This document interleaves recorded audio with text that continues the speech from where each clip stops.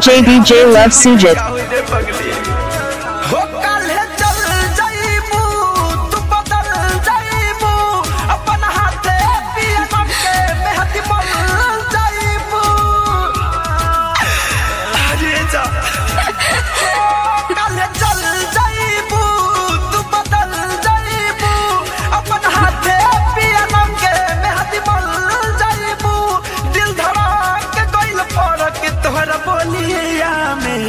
कल तर जाई में हम तम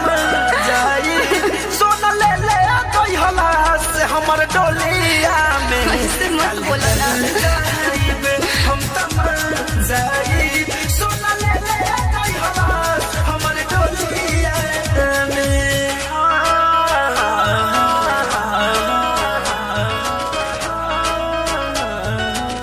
मां रिकॉर्डिंग स्टूडियो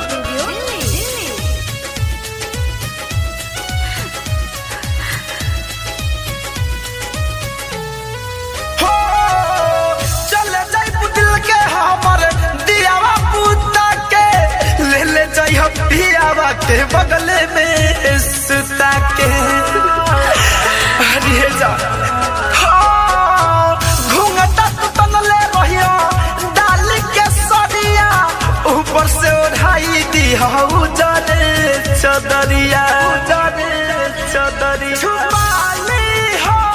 लुका ली हो मन भर चेहरा के निहार ली हो तू कल तर जाइब हम तम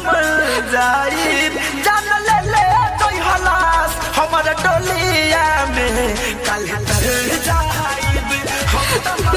जाइब सोना ले ले कोई हलास हमारा डोलिया में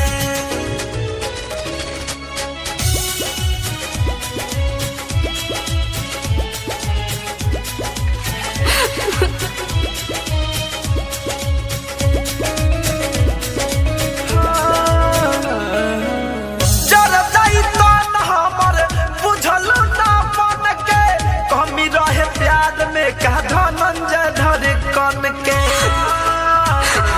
अरे मजा ये जा